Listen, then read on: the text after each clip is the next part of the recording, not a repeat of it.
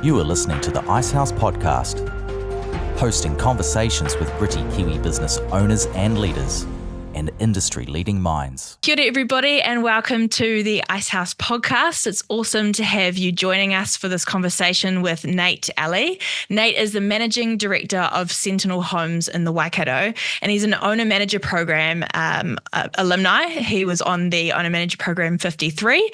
We've recently hosted an awesome event with him in the Waikato as well, highlighting what he does, and from there we thought, let's get him on the podcast. Let's have a chat. Let's unpack some of the topics we discussed at that event a little bit deeper. So thanks heaps, Nate, for being on the Icehouse Podcast. Thanks for having me, Bryar. No worries. First question, super open. Answer how you want. Who is Nate? Tell us a bit about yourself. Okay, cool. So I am Nate. I am a builder by trade. I come from a small town in the South Waikato called Tokoroa. I'm very proud to be from Tokoroa. I have two beautiful little girls, Hayden and Carter. They're 6 and 4. They keep me very, very busy. They have dad wrapped around their finger. I run a business called Sentinel Homes in the Waikato. We turn 9 years old next month, which is quite cool. The last few years have been a bit of a roller coaster, as I'm sure people will be well aware of the goings on in the construction industry and the economy in general. But apart from that, I sort of like to get after it. I like learning, I like growing, and that's pretty much me. That's cool. Yeah, summed up very well. I like to add this question on from that because I feel like it gives context to people a little bit more. What does an actual day in the life of Nate look like? So the alarm goes off in the morning. What happens from there? Yeah, I wish I could say, every day is exactly the same. Yeah. And I have a real set routine. I certainly try to, but look, I'm a 5:45 alarm most mornings, depending on if I need the sleep or not. I let that be a bit flexible in case I do need the sleep. I usually try and exercise in the morning. That's my favorite time to exercise. So that'll be anywhere from 45 to an hour and a half, depending on what I'm doing that day.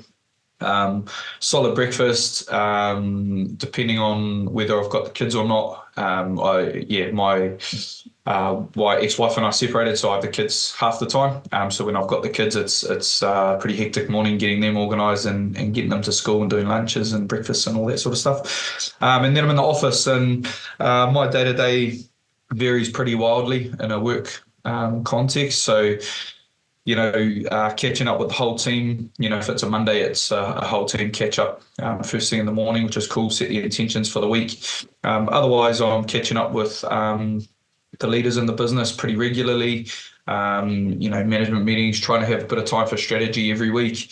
Spend a lot of time with the team, depending on, like I say, what week it is. Our business sort of, over the years has gone from my priority needing to be on the front end of the business to then when the front end is going really well, it's focused on the delivery side, and then it cycles back and forth.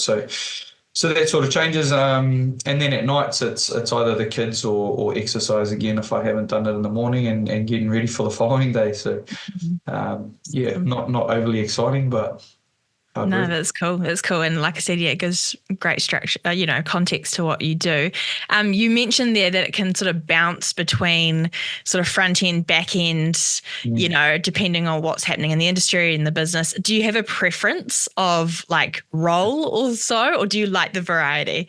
Yeah, look, I'm a builder by trade, right? So construction is what I find really comfortable. I know how to build houses, and I've always tended to want to lean towards that side of the business. But as I've gotten on, a big mental block for me was sort of changing my mindset from I'm still a builder, but I'm not a builder, if that kind of makes sense as well. My skills as a builder don't have much to do with what I do on a daily basis, which took a lot of getting used to. So my preference is definitely with construction, but I know that my time is actually best spent in the front end, or certainly on managing the business as a whole, or working on the business as a whole.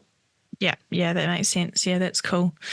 Yeah, could you tell us a bit more about that journey of being a builder to then actually owning and managing your own construction company, like you just said, actually quite different? What inspired you to take that leap, to take that step?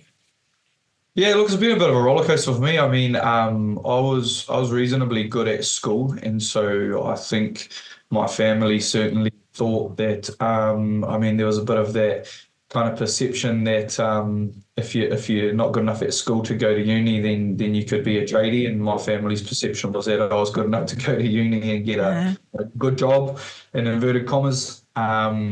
Where I just had no interest in that whatsoever. I hated school. I wanted to go out and be a builder. I loved doing woodwork at school, PE, agriculture, anything outside, anything sort of working with my hands. So, yeah, much to my family's dismay, I let them know that I was going to leave school and start being a builder. So I left school about 16, started my apprenticeship. That was right in the middle of the GFC. So getting an apprenticeship was pretty bloody hard work.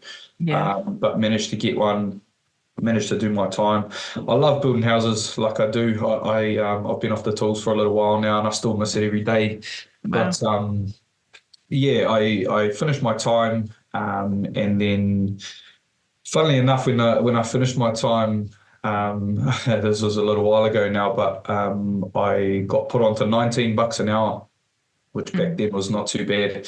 But my boss wouldn't give me a pay rise, and I wanted a pay rise because the guy who I was managing a site, and the guy who I was looking after on site was getting paid more than me. And my boss said, "Nah, you're still not getting a pay rise. You got to, earn your stripes." And I was like, "Oh, come on, man." So I actually left. In hindsight, I wish I'd stayed on a bit longer, because I was pretty grateful to those guys for putting me through my time to start with. But I took off chasing the dollar. When the earthquakes came around in 2011, that was when I moved to Christchurch and started working down there. So I just went out on my own, started working down there, contracting directly to Fletchers for the rebuild, doing things like digging up liquefaction and pulling down chimneys and all sorts. It was a real eye-opener, actually. It was really, really gnarly to see what actually happened down there at the coalface. So, yeah, super grateful to this day for that kind of exposure as well. And then I came back. I learned a lot through doing that. I came back. I started working for a guy, and being a young guy and a young builder, I think my ego probably had the better part of me, and I was very cocky and young and thought I sort of knew everything. And I started working for a guy, and I just looked at him and I was like, man, if this turkey can run his own business, I'm pretty sure I can as well. With no idea what was actually involved in it. So I went out on my own, and yeah, we got busy straight away. Started picking up some reasonable contracts, building some houses, but had no real idea what I was doing in a business sense. I mean, we grew quickly, got work. I think I ended up having 6 or 7 guys working for me. Provisional tax, what is that? I have no idea how to file a return. Like I was literally building the plane as I was flying it. I had no idea what I was up to, and so I got caught short pretty badly on a few different things. Contracts, lack of contracts catching me out. Went to court with some clients who owed me money, and they weren't not paying me because they weren't happy. They were really happy with the job that we'd done. But we didn't have any contracts in place. They didn't want to pay for it, didn't think that they had to. And so, got caught a bit short, learned a lot.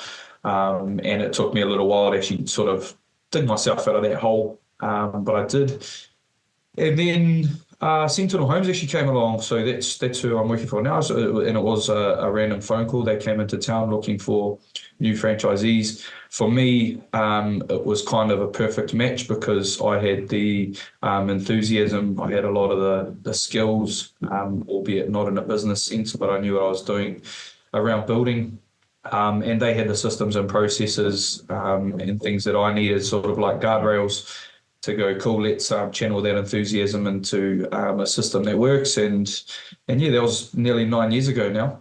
And so, yeah, it's a real funny one. I still, if people ask what I do, I tell them I'm a builder, even though I haven't knocked in a nail for a long time.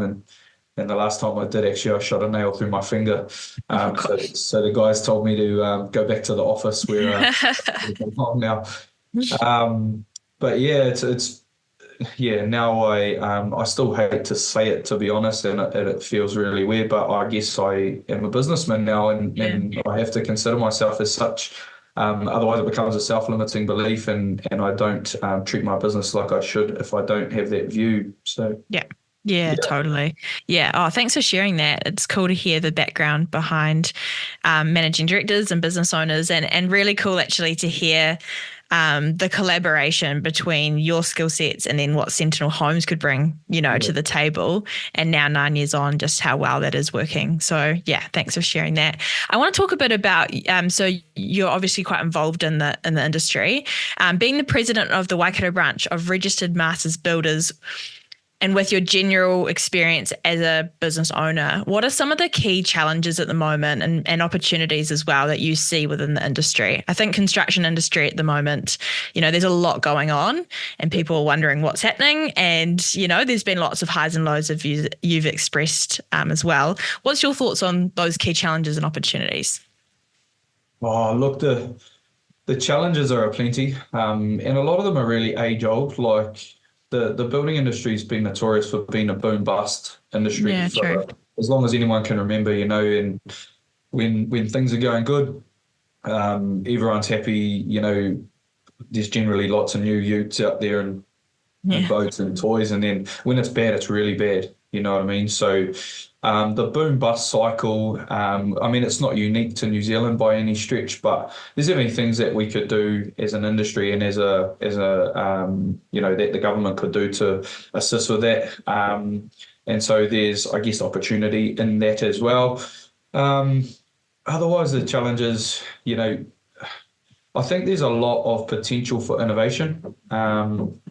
We're more or less building houses exactly the same way that we have been for a long, long time. And there are some pretty exciting developments in terms of innovation coming out in this day and age. But in New Zealand, our challenges are that we're so remote, right, in terms of a global scale. These innovative housing systems overseas, either it's not feasible for those businesses to set up here because our market's so small, or it's infeasible for them to transport whatever innovative system that they've got to us because of our location as well. So that's a bit of a challenge for us down here. Yeah. I think we need to be better at a lot of things, like construction industry, for example, has been notoriously bad at waste. We've always, we do things the way that we've always done them, and waste is one of those things. Where's your offcuts? Go chuck them in the skip, and we're not doing anything better with them. So we're trying to do some things locally about that and try and, I guess, prove that it can and should be done for the betterment of the environment, let alone the industry and our back pockets as well. Are you good to share a bit about what you guys are doing in that space or trialing at the moment? Yeah, for sure. So we've just set up a project called the Waste Project. One of the guys in my team, our operations manager, Jono, a brilliant man and a very passionate guy when it comes to the environment. He came to me with a business case to say, look, we do really need to do this better. Why don't we set up a system where we do take all of our excess materials or stuff that would otherwise go to landfill. Let's try and make use of it. Let's try and repurpose it. And so that's what we've been doing. We're currently diverting just over 60% of our waste from skips, and we're collecting it in a yard that we've leased just on the outskirts of Hamilton. And we're repurposing it into, we've got a couple of cabins that we've completed, which are just about to go to auction. We're looking at all sorts of things, like anything's on the table. We're just trying to make use of these materials that otherwise would go in the bin. We just don't think it's good enough. So yeah, it's quite cool. And props to Jono actually, because it's definitely his idea. He's driving the project, and it's real fun to see that happening. Yeah. That's so cool. And like you say, actually starting somewhere and just sort of going, cool, what can we do? What can we trial? How can we do things differently, instead of just doing it in the same way that has been for generations? Yeah. And go Jono for bringing the idea to you and going, hey, I feel like this is something we could do. So yeah, cool that you've been able to share that. That's awesome. How have you personally navigated the highs and lows within the industry? Like, is there anything you do to keep your resilience up a bit, or your team? Oh, personally, I mean, personally, it's just trying to show up the best way that I can, so that I'm in the best place to look after whatever it is that needs looking after, whether that's our business or our people or whatever it is. So for me, a lot of the personal practices, like I say, the exercise is massively important to me, keeping fit and healthy.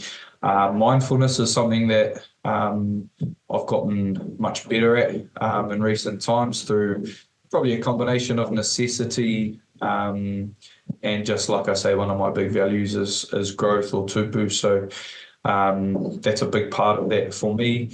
From a business perspective, I guess as a director, it's been just about being real proactive. So this last season for the construction industry has been real unprecedented, right? So, no one predicted the global pandemic. No one predicted that. That one of the outcomes of that was that we couldn't get timber. Yeah. And, who ever would have predicted that we'd be trying to build houses without some timber? Yeah, true. So some of that stuff has just been real wild. But for us, it's been proactive and not going. I think it's been one of the challenges has been some of these circumstances coming about and really wanting to go into a place of, oh my God, this has happened to us.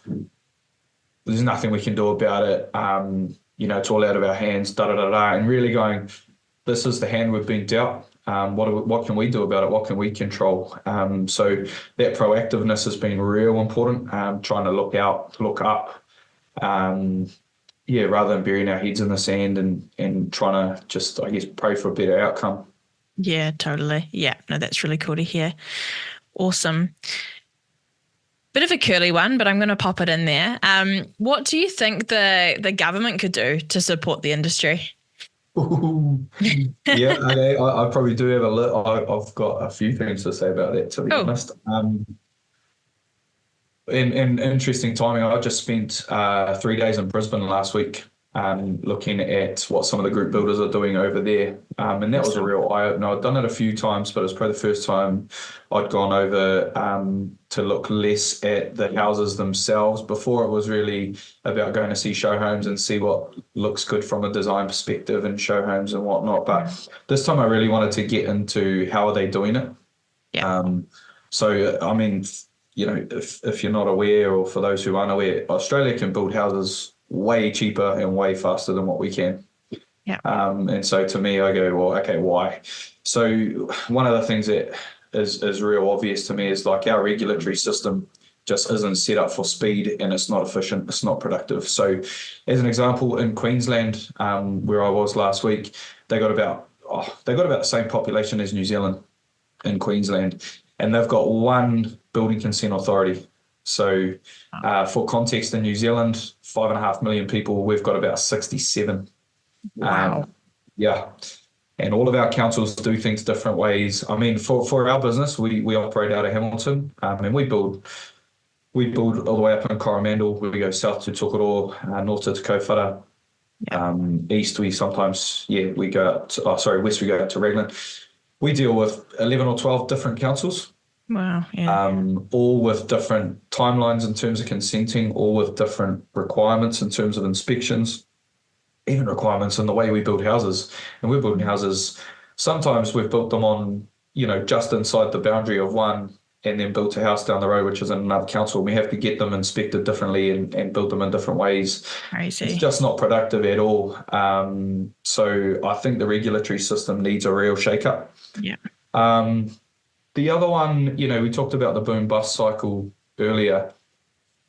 One thing that central government should be looking at doing, and it's not rocket science, but when you're in a down market, that's when they should be investing in some of those public works and even the social housing sort of sector. They've got an industry at the moment where we're in a down market, and so the industry's got capacity. So we've got capacity. We've got a shortage of houses. Now is the time to get a build. You know what I mean? Yeah. So, whereas if they wait till things are going good and then the industry just gets up at capacity, doing work for private sector. So, there's a lot of things that they could look at. I think It is a real hard one. Like, I get that the regulatory stuff is slow, but they need someone to be bold and make some calls and go, this is what we're going to do. We need to be more productive. We need to be better. Let's go out and do it. Yeah, totally. How cool that you can go over, across the ditch a bit and just see that functioning, even, the fact of having one central decision maker and how that speeds things up so much. Yeah, and then, it's you go. interesting too, even, they were advertising on the signs out front of their show homes over there that they'd be on site within 6 weeks of signing a contract. Wow. Which is unreal. That's unreal speed. They reckon they'll turn around a building consent in 5 days. We're minimum 20. Wow. Oftentimes, there's the old stories, like, and we see it every day. Sometimes it can take months to get consent. Even their sets of plans. I was asking a lot of builders questions over there, and guys who run businesses in construction, even set of plans over there is about half the size of what we've got here. Yeah, it's eye-opening. Yeah. Definitely. Yeah, no, that's really cool. Thanks for sharing your thoughts on it in terms of, you see it every day, like you say, right? So yeah, it's really cool. What's some advice you'd give your younger self, Nate? Well, that's a hard one too. I've learned my lessons the hard way. And I guess it's, I learn my lesson, I get humbled and go again. And when I go again, I've got the acquired wisdom of having made that last mistake or whatever it is. So yeah, in terms of giving advice to my younger self, I don't know that I'd give advice to myself to avoid any sort of catastrophe or any sort of hardship that I might have had to deal with. But I think what I wish I'd known sooner would be the power of being a bit more mindful.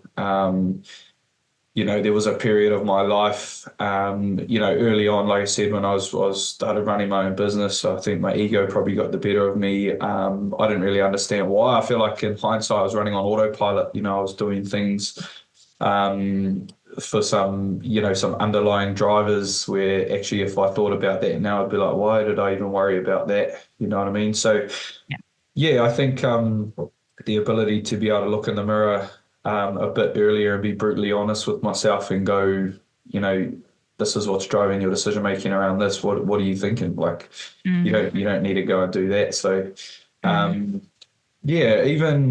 God, it's such a hard, like I say, it's a hard one because those are all that I had to learn the hard way and that I carry with me as lessons today. So, yeah. Totally. And it shapes what you then do now, right? Is like what you've been through in the past. So I totally get that one is a bit tricky because it's like, well, if that hadn't happened and you hadn't thought that way and things hadn't panned out that way, things wouldn't look like, life wouldn't look like what it does now. So yeah, totally I heard a really interesting stat the other day that resonated, and it said something like over 90% of people, if given the option to take away some of their hardship in their past, wouldn't. So I think that kind of speaks volumes to the benefit of the hard stuff too, right? Yeah, totally, for sure. Yeah, no, that makes complete sense. I want to touch on your culture for a moment, if that's cool. You've got a really great team culture. Personally, even just meeting some of your team, it's just so evident, and just getting to know them and just the energy and passion that they bring. What does this practically look like for you as a managing director deciding to invest into your people?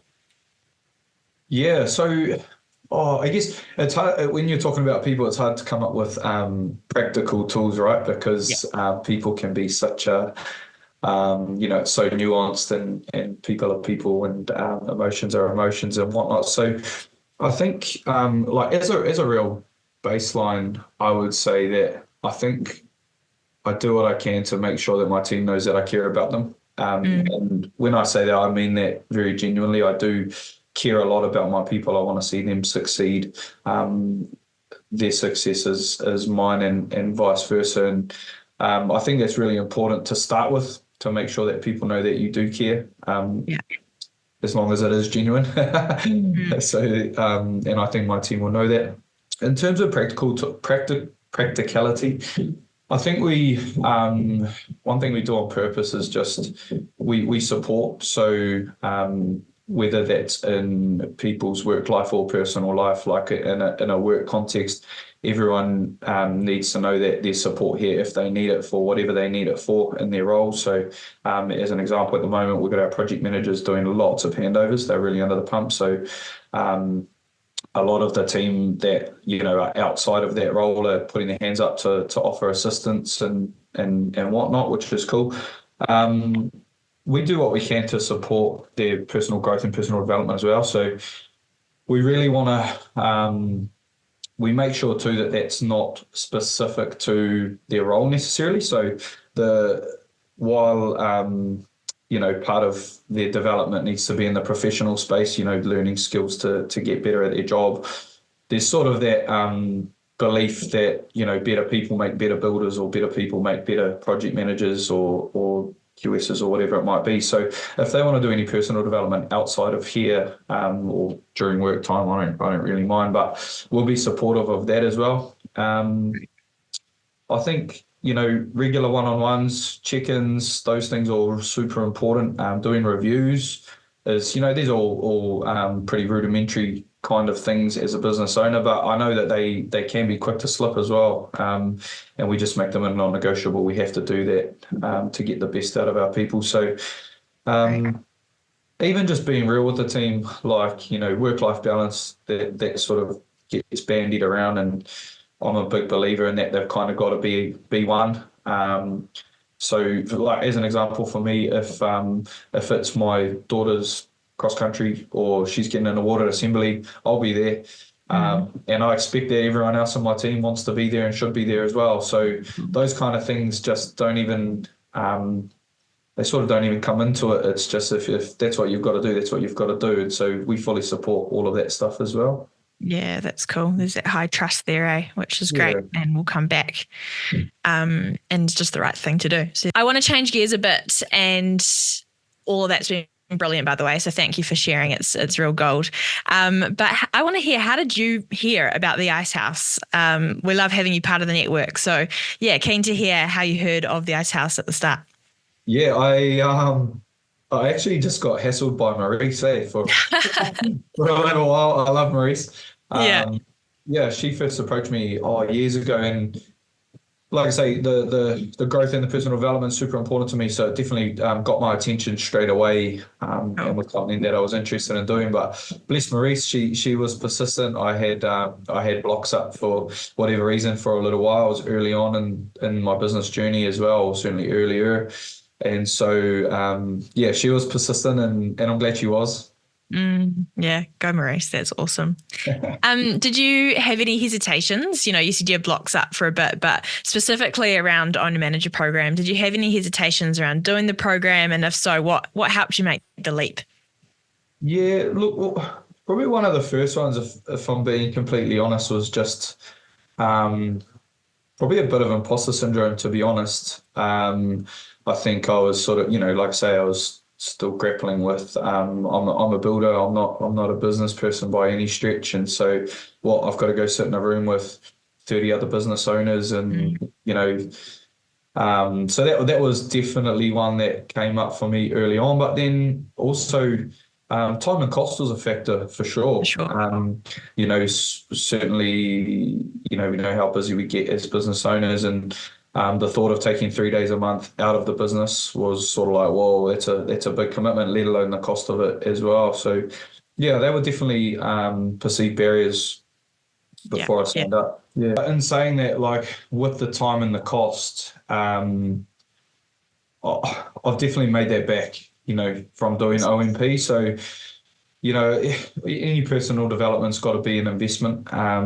But I think that, the cost of doing OMP kind of pales in comparison now when I think about some of the tools and the takeaways that I've had from OMP, both tangible and intangible, to be honest. Yeah. So, I recommend it to everyone. Now I think Maurice probably owes me a couple of bottles of wine for people who have done it. That's awesome. Yeah, no, that's so cool. Nate, thank you for sharing that. That's great.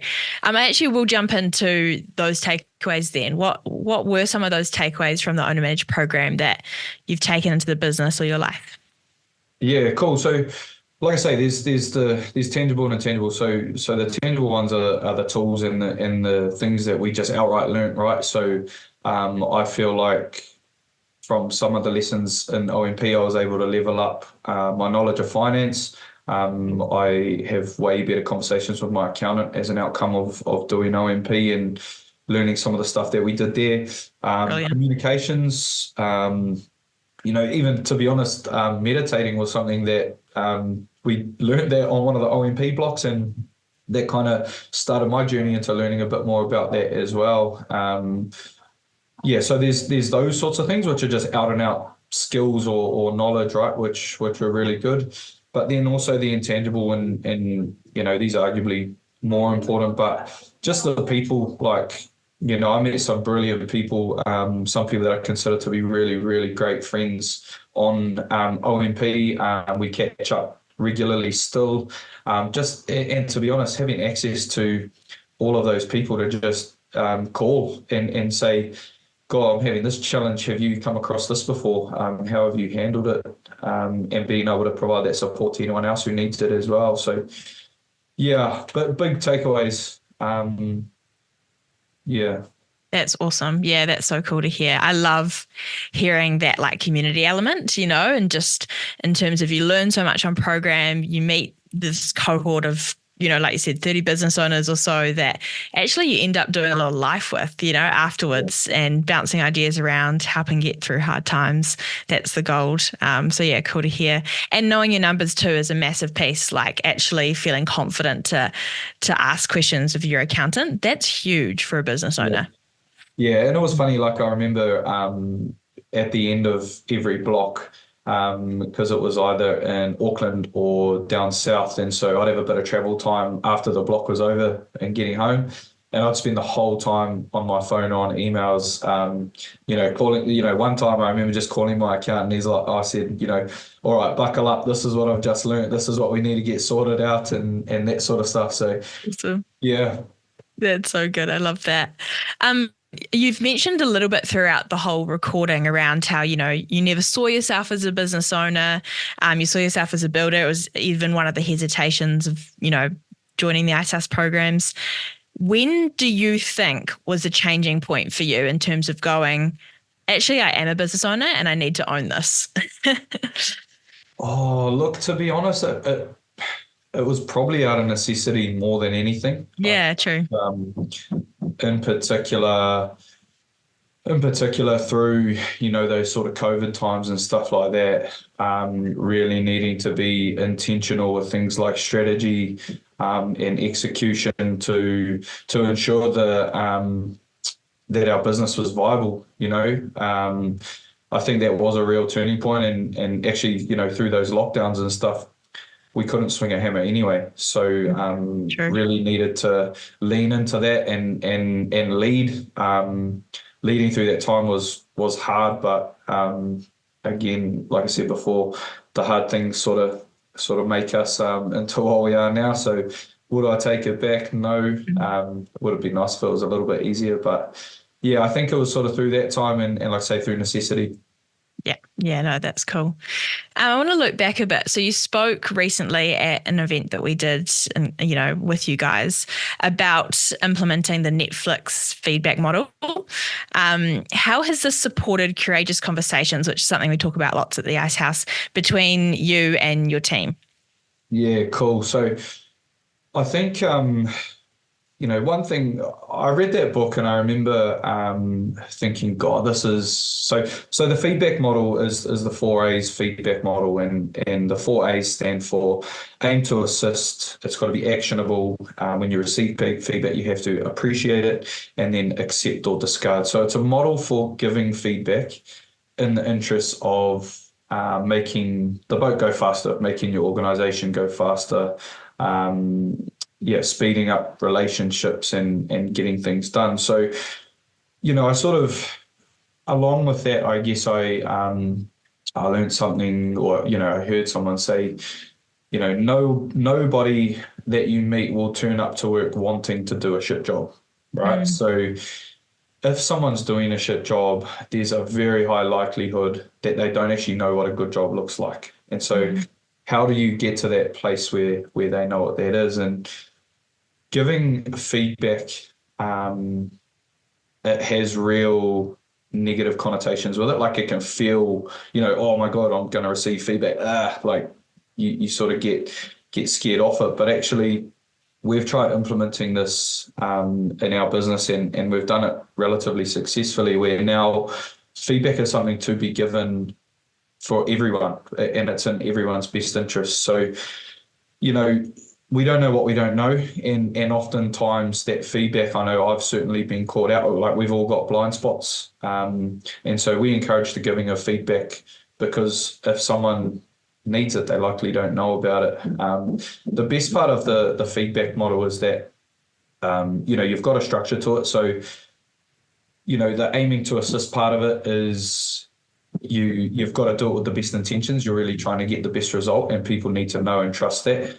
You can't be giving feedback to get it off your chest. Hey, it can't just be, hey, you did a really shit job of that and that sucked. It's not that at all. It's, hey, if you'd been able to deliver this in this way, I think we would have got a better outcome for it, or it would have made someone feel more comfortable, or whatever that might be. The actionable part is super important, because we've had it before where, there is an issue, but the person who's got the issue can't come up with an action.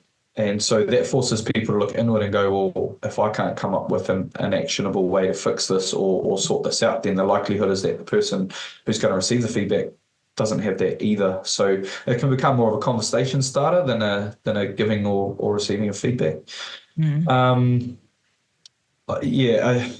The appreciate part is important, because it's hard for people to give feedback. So you do have to thank people for it, no matter if you feel like you've been hit in the face with a brick. You've got to say thanks, because people giving feedback, it's really uncomfortable for some people, and some people it takes a bit of courage and being brave to give it. And so the culture that goes around this whole model is really important, so that people know that it's the right thing to do. And then, the accept or discard part of that is that, even if you receive feedback and the feedback's valid and actionable, oftentimes the person giving the feedback might not have the context. There might be some other reason why something's had to be done a certain way, or why you've decided to pursue whichever you have in whichever way you have. And so you can decline it as well. You can accept it or decline it and go, hey, I appreciate that feedback. I'm going to take that on board and do something about it. Or, hey, I really appreciate you giving me that feedback, but I did have to make this decision because of X, Y, and Z. It's really, really good to make things go faster, and you can't, it's very hard to breed resentment or anything like that when you're providing feedback, because you can make it known something can happen, something can change, and we're all playing on the same team at the end of the day. Yeah, totally. Yeah, and it just clears the air a bit, right? If it's just a culture thing that everyone does, not just one person does or one team does, but it's kind of expected of everyone. It can make that sort of ugly feeling of giving feedback and receiving feedback just that, clear is kind. And so it's being clear. Yeah. And I think as owners, it's you sort of put your head above the parapet a little bit, because you need to be real clear that the feedback goes every which way. So we need to be open to receiving that feedback ourselves. And when we were first trying to implement this, like I say, it was clunky. Like it's something that people feel a certain way about and go, oh my God, feedback, it feels a bit yuck. So after one of our team meetings where we were talking about it and promoting this as something that we wanted to be doing, one of my project managers actually pulled me aside, and he did it. He had a beer or two after a team meeting, so I think that helped him along. But he said, Nate, I need to give you some feedback. And I was like, and I have to admit, at the time I sort of went, how's this going to go? And he just said, look, we build houses for some friends of mine from time to time, and he said, look, man, when we build houses for your friends, and you have a conversation with them that I don't know about, they'll then talk to me on site. And if I don't know what's been said, it makes me look silly. And I think it makes it harder for me to do my job. So next time you have a conversation, or anytime you have a conversation with your friends about their house, could you please just call me afterwards and let me know exactly what's been said or agreed to and discussed, so that I'm in the best place to do a good job, because I want to do a good job for your friends. And I just went, oh my God, I'm so sorry, dude. Thank you so much for letting me know. It was just a complete blind spot for me. I didn't know I was making his job any harder or making him feel a certain way about it. And so, yeah, I thanked him to no end for it, and made a really slight change, which he felt listened to. He felt like he'd made a positive change. Prior to that, it had obviously been frustrating him. And I don't want him to be frustrated because of something I'm doing. So there's a total blind spot. So it works, right? Yeah, It's really good. yeah. That's such a good example. And it's a value thing. Like you said, he felt valued, because then when you did actually start looping him in on those conversations, it's like, oh, cool. He's heard me. He's heard the feedback. He agrees. It's that piece of value that you're then giving to your team and they're giving to each other. Yeah, I think as owners, we can sometimes be the hurricanes in our own organisations, right? And none of us want to be. So our teams need to be able to let us know when we're making things harder for them. Yeah, totally. No, that's cool, Nate. Thanks heaps for unpacking that. It's great. And it was a real highlight of the event that we put on with you guys as well, like being able to unpack that. Because having an actual model for feedback, I think is really brilliant, and something a lot of business owners could probably take away from this chat from a practical perspective. So that's cool.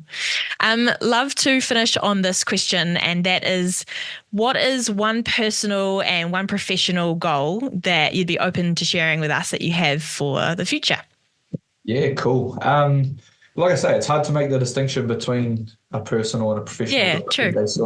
They sort of tie in together. But I do, I guess I've got a couple. Like, one of my, I guess my BHAG that I've had for a long, long time is that I would like to take anywhere between 3 and 12 months off work as almost like a sabbatical to take my kids around the world. That's sort of something that is on my radar. Like I say, my kids are 6 and 4, so they're a bit young for that now, but certainly between 4 and 7 years time, I'd love to be doing that with them. So that's my real big one. And that's a kind of life and professional goal. But outside of that, training for an Ironman at the moment. So that's pretty high on the list, and I'd love to take some time and learn te reo Māori as well.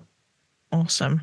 Very, very cool. Thank you for sharing those. No worries. And like you say, personal and professional can come in hand, right, in terms of working on those goals and making them happen. So cool to hear. Nate, thank you so much for being on the Icehouse podcast, for sharing some gold with us, and just super relatable as well for those listening. So I appreciate your time. Thanks for having me, bro. I appreciate you having me too.